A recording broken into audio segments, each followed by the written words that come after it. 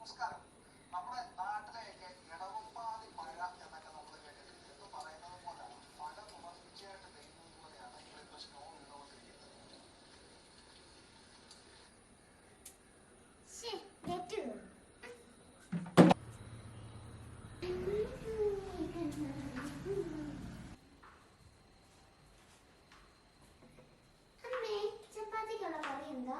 നമ്മ കുറച്ച് ബീൻസ് കറി വെച്ച് തരാം. നിനക്ക് ഇഷ്ടമാണല്ലോ അല്ലേ? എന്റെ അമ്മക്കുട്ടി എന്ത് വെച്ചാലും എനിക്ക് ഇഷ്ടമല്ലേ അമ്മേ.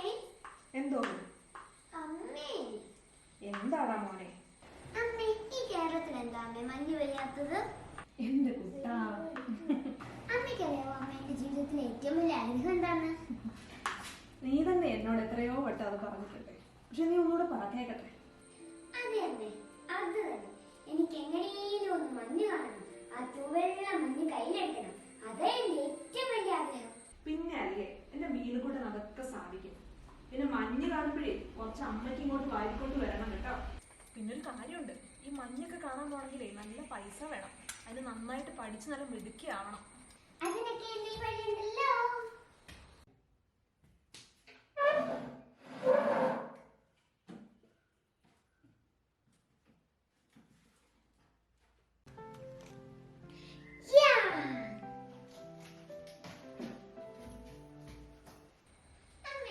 എന്നാടാ?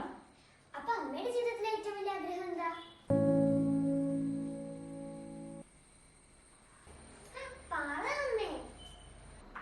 നിനക്കറിയോ, എന്റെ ജീവിതത്തിൽ ഈ ചോദ്യം എന്നോട് ചോദിക്കുന്ന രണ്ടാമത്തെ ആളാണ്.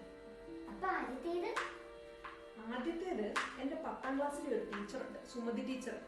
അവര് ക്ലാസ്സിലെ എല്ലാരോടും വന്ന് ഈ ചോദ്യം ചോദിച്ചു. എന്നിട്ട് അമ്മ എന്താ പറഞ്ഞത്? ഞാൻ എന്ത് പറഞ്ഞോ, എനിക്കൊരു വലിയ ബിസിനസ്സുകാരിയാണ്. ഈ പെപ്സിയുടെ ഒരു ഹെഡ് ഇന്ദിരാനൂരിയെ പറ്റി നീ കേട്ടിട്ടില്ലേ? എനിക്ക് അവരെ വലിയ ആരാധനയായിരുന്നു. അപ്പൊ എനിക്കൊന്ന് അവരെ പോലെ ആവണമെന്നായിരുന്നു വലിയ ആഗ്രഹം. അത് നമ്മൾ വിചാരിക്കുന്ന പോലെ ആണോ നമ്മുടെ ജീവിതം? അതൊക്കെ പോട്ടെ, ഇപ്പൊ അമ്മയുടെ ഏറ്റവും വലിയ ആഗ്രഹം എന്താ? ഇപ്പൊ എന്റെ ഏറ്റവും വലിയ ആഗ്രഹം എന്താണോ, എന്റെ മീനുകൂട്ടിന് ഒരു വലിയ നിലയിലെത്തണം എന്നുള്ളതാണ്. ഇതിനെ ഇവിടെ സ്റ്റിച്ച് വിട്ട് പോയിട്ടുണ്ടല്ലോ.